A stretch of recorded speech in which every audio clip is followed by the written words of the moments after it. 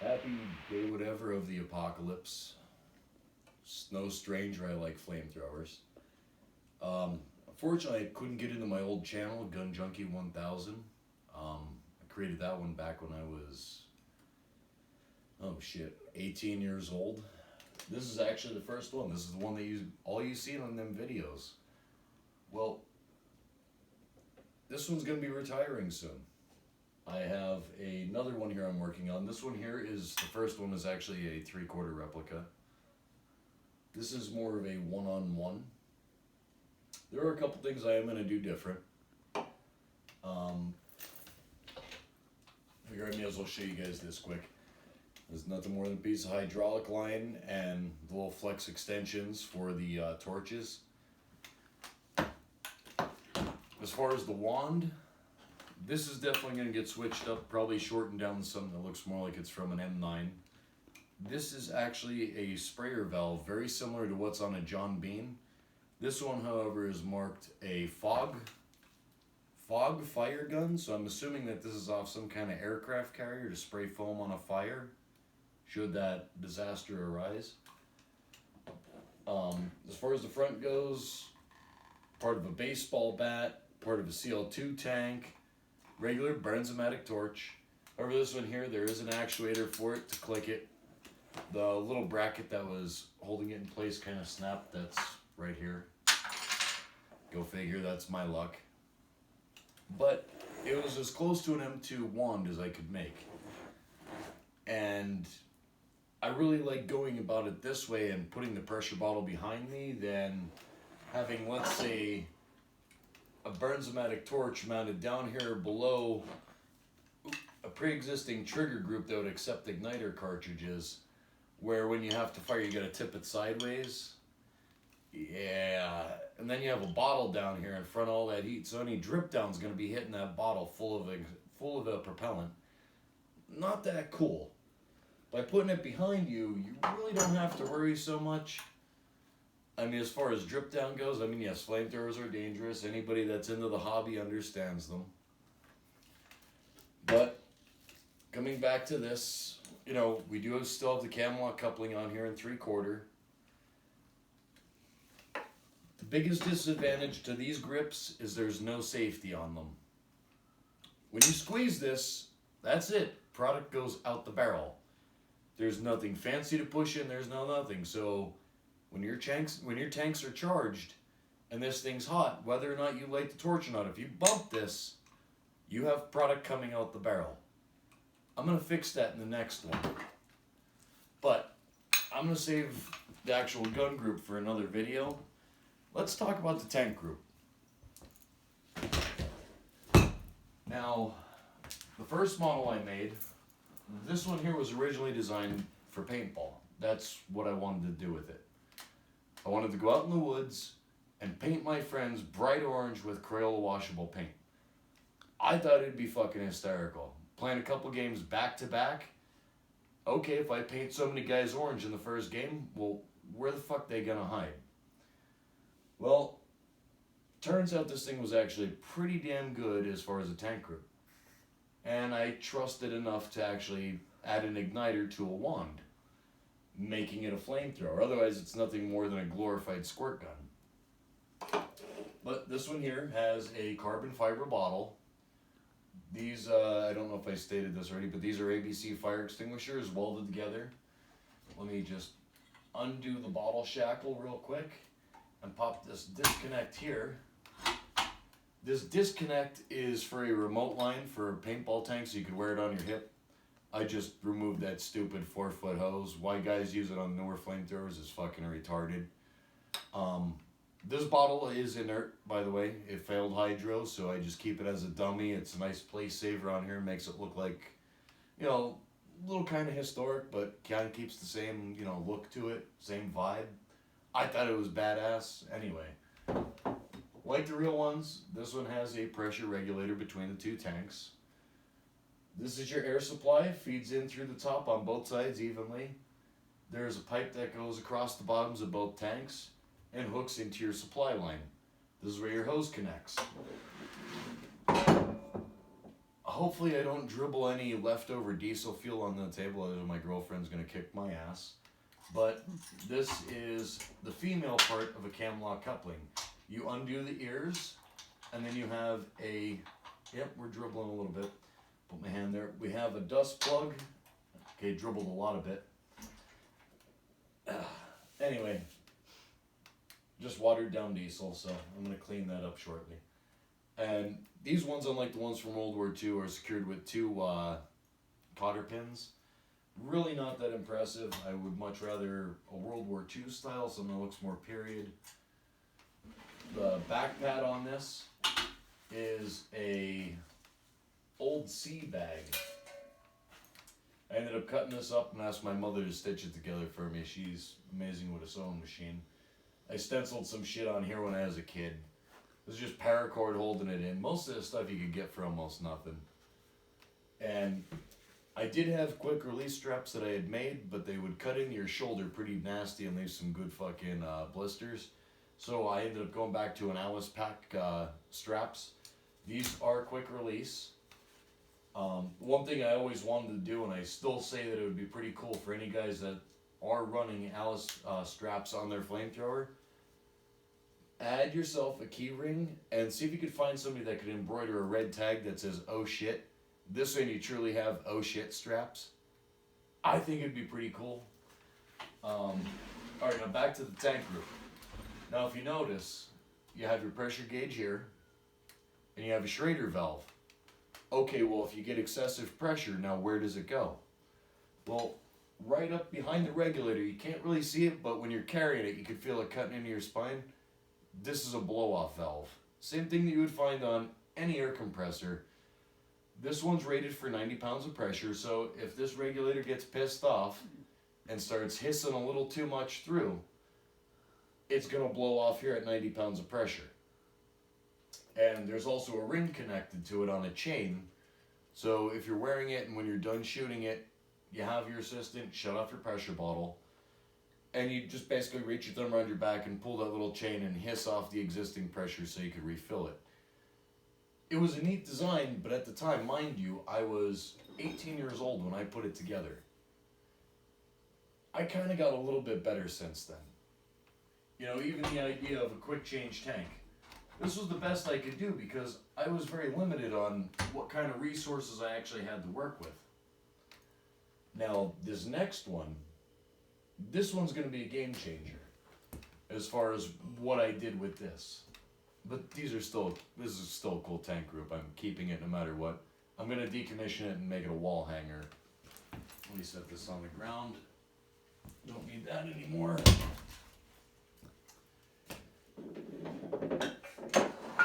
Hey honey, could you hand me a rag from behind you? Yes. Thanks. Love you, honey. Love you too. Don't kill me. I'll try not to. Yep, that smells pretty damn good. Anyway, back to the tank group. Now this one here is a full 4 gallon. The other one was only a 3 gallon group. So at max capacity you're holding 3 gallons. This one here holds 4. I believe the originals hold somewhere around 4.5 plus room for air to fill. So they were probably a little bit bigger, but I'm happy with these product tanks. Again, these are old fire extinguishers welded together. This is just regular 1/4 inch black pipe, heated and bent. I made a bottle shackle here that could easily be removed. Now, if it does not fit the pressure bottle that I find for this, which I'm really praying that I could find a domed bottle pressure bottle, something that's going to look period to World War II. If by chance that does not exist in my search, this can be removed. This is not welded on. All I have to do is undo the coupler here for where the air supply would go, slide this off, and I could then, you know, maybe combine the idea of using, you know, part M9 flamethrower mixed with some M2 and get a pretty neat tank group. You know, or something that will look like it's almost like a Korean style where they have the pressure bottle mounted underneath the 2 product tanks. It should work quite well. I really haven't quite finished it yet, but I'm really going for the M2 kind of look. again, with the modern day flamethrowers, they look cool. Yes, they function great. There's no guidelines as to what a flamethrower is supposed to look like. I just want something that, I want to be impressed when I put it on. I don't want it to feel like, some Boy Scout slapped it together in their garage, with some duct tape and hose clamps. In an old scuba tank, no regulator or any of that. Old pressure washer one from Home Depot. That's nice. But I want something that's going to actually feel, awesome in my hands. Now, mind you, a lot of these parts aren't cheap. I mean, just for one of these John Bean tree sprayer valves, if you're lucky, you could find one at a yard sale for cheap, like this one from a Fog Fire Gun, but you have to rebuild the valve and know how. I'm not getting into that. But to buy one of these valves new, you're looking at anywhere between $300 and $500. So, any flamethrower enthusiast out there, you have to understand, it's an expensive hobby. Just like any, but comparing this to what you would find on a pressure washer, I'll take this any day. It feels good in the hands. Now back to this. Now the rest of the parts really aren't that expensive to build the wand for this one. What I'm looking to do is using one of these reducers for a tailpipe. I just drilled some holes in it. I did a half-ass job welding this on, but this is just nothing more than 2 washers welded together. I still got to clean them up. The machine I was using was acting up, so the welds turned out looking like shit. And then I have a valve assembly here from what's commonly known as an Indian tank for putting out brush fires. You basically wear 4 gallons on your back, and it was a pump sprayer, and it would spray, between 30 and 60 feet, depending on the model and how strong you were. But my plan is, I want to tap this out to 1/2-inch pipe thread, spin this little jitney into it, and this right here is then going to connect right into the main valve of the bean sprayer pistol grip. And it's going to give me a better look, but at the same time, I want to mimic what's on the M9 flamethrower and go with that hand squeeze from across the side kind of look. So the gun grip would be down here and I'll be squeezing over here, but I'm going to mock all this up. So you really can't see it too well, but from a distance it's going to look pretty historic. Well, as practical as I could get without using a chemical igniter.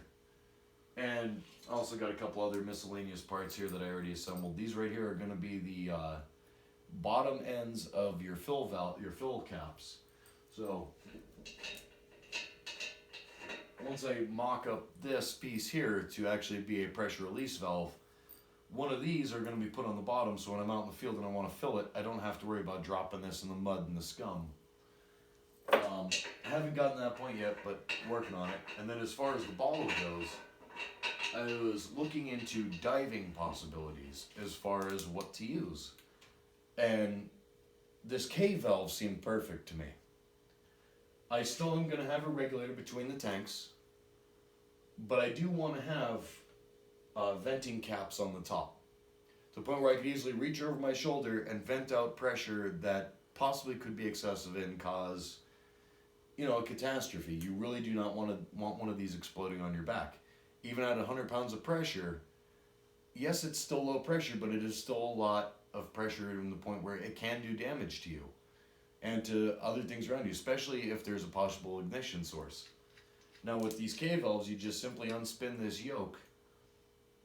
This right here would twist up into your pressure bottle, and one of the cool things about these is the handle's on the side.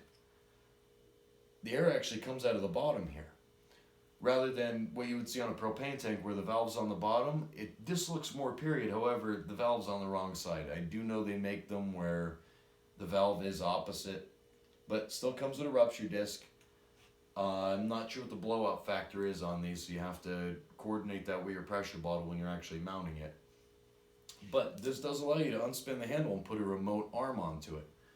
So what that means is, now I can take this tank group, I'd have my pressure bottle sitting roughly here, move this beer, and this cord is going to come around the tanks and go to a secondary handle.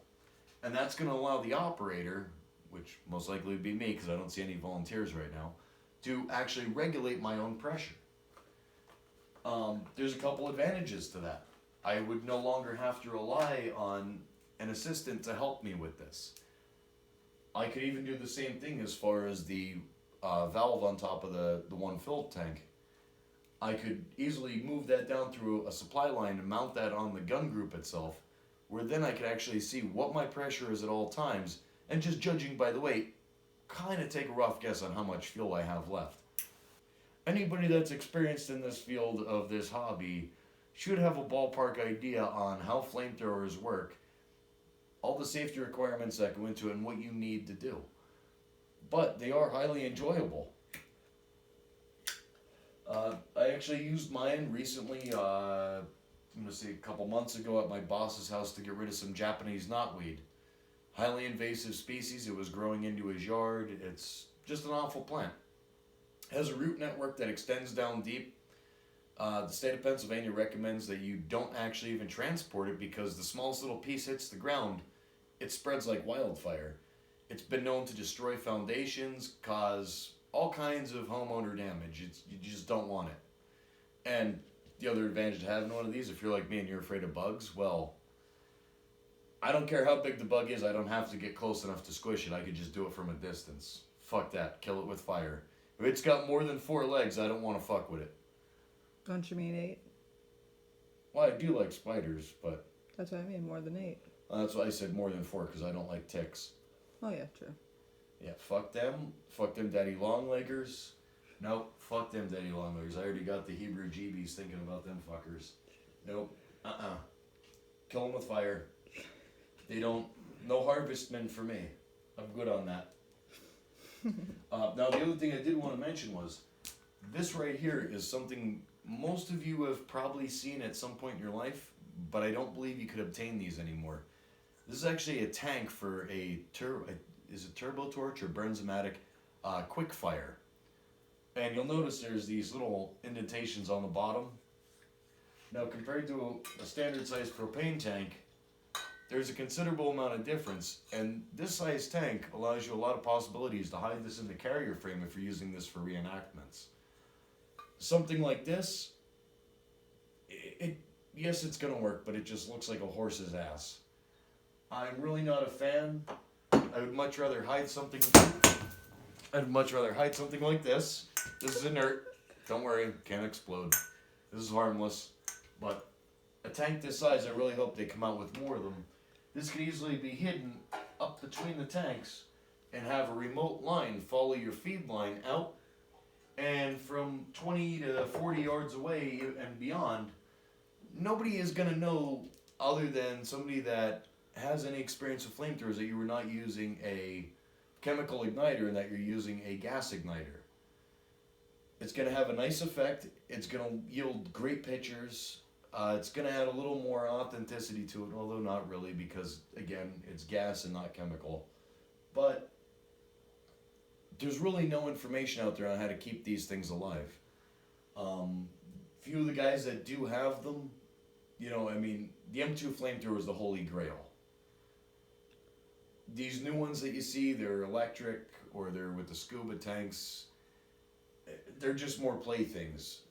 You're not going to take one of those to a World War II reenactment. You know, unless, you know, your idea of a World War II reenactment is, okay, we're going to fight Predator or the Alien. But that's where I'm at so far with this project. I am going to have some updates. I'm not going to show anybody how to make these. You could take what information I give you and use it to the best of your knowledge, but I will not be held accountable for any of it. This is just my project. I just really wanted to share it with everybody. Enjoy the apocalypse.